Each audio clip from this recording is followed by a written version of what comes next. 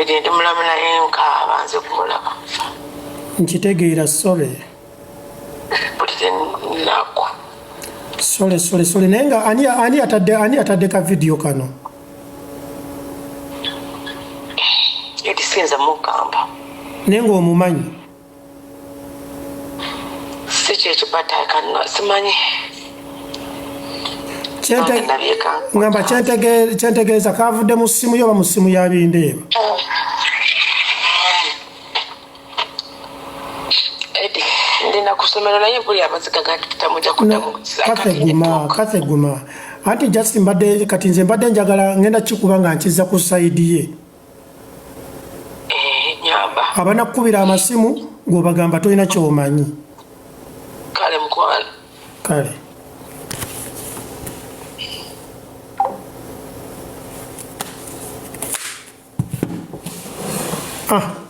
Katongole Julius nkulamusizza.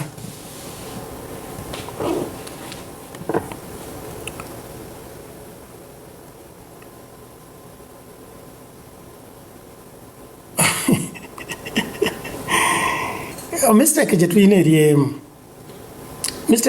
eri emu.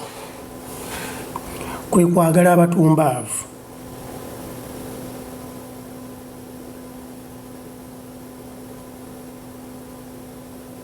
Abavubuka bano abalowooza nti nno okwagala celebrity kyakabi baleeta emitawaana.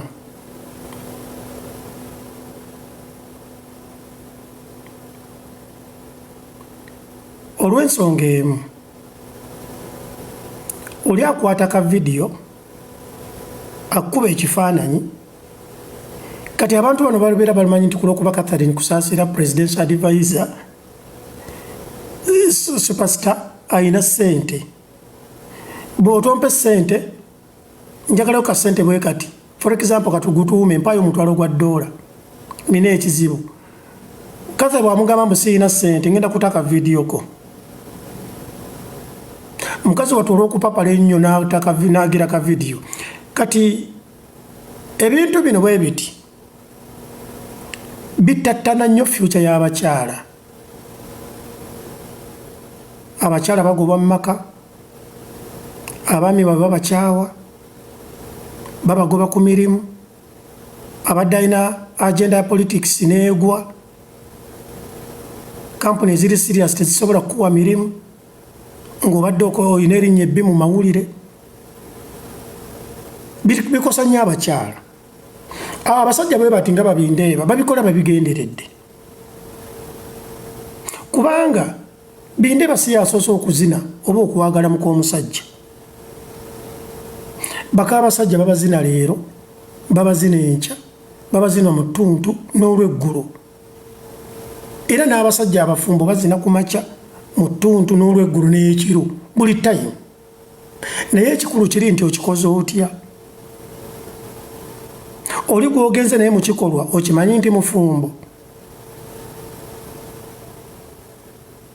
Oli gw'ogenze naye mu kikolwa okimanyi nti ayina erinnya ly'alina okukuuma. Oli gw'okikoze naye okimanyi nti ayina abaana, ayina mikwano gye, ayina babboosi be, ayina ba business partners.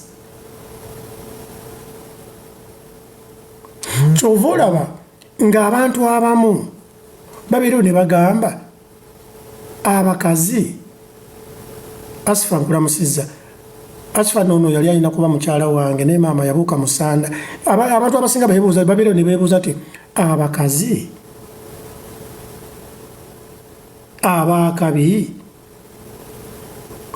banona baagazaaki omusajja bulinga bu Eddy Mezaya. Kubanga ffe tumanyi nti Asifa alina erinnya to protect. Bwe mubeera nga musisinkanye eyo ne mutta ekyama Asifa mufumbo, Eddy Mezaya oli mufumbo, biggweera eyo. Kikyo nkwata vidiyo era lwaki nkwata omukazi vidiyo njagazaaki?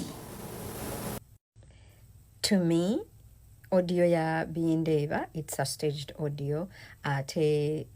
It is a staged audio. I mean, how he's addressing Cathy's son.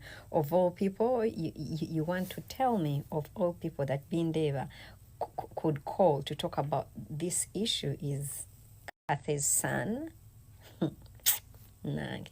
Ate also referring to Cathy as as Cathy, yet amugamba your mom. At first yamugambye your mom, ate kati are referring to Cathy. You're talking to Cathy's son, and then nagamba Cathy buli muntu yenna chimanyi nawo chimanyi obufumbo bwe bwaggwawo, like that does not add up. But then also there is a reason why Cathy is videos zagoenze viral, or rather zaleakinze. Why is it that of all things ebiri mu ssimu ya Cathy mu omuntu nga tomanyi Cathy toyogera kuba Cathy museegu ate nnyo era omuntu ng'afunye chance okuyingira mu ssimu ya Cathy byasobola okujjamu ayinza n'okuzimbamu golofu mu Uganda. So video ya Precious Remy just ekola mawulire tereeta na ssente, but video eyo kufuluma eri malicious, okitegeera, towards a specific person, and eri malicious towards Cathy, rather Remy. Now there is a reason why yafulumye Cathy. There is a reason why she decided to reveal this video now than before. There is a reason why she has refused to say anything about it. Like, there is a reason why. So, all said and done, the best thing to do is just like breathe in and out. If you love your husband, you forgive your husband and move on. But you trying to paint your husband innocent, like, oh, he's not cheating on me, oh, this is his past. My love, people are gonna try to prove to you that actually your husband is not a saint, because actually the truth is he is not a saint. So the more you try to kukakasa abantu mbuno bawo takwenze kwa mukwano, the more we are gonna bring stuff. Nganza ate montadde nenda kubikuleetera obirabe, not because of any reason, but it is what it is.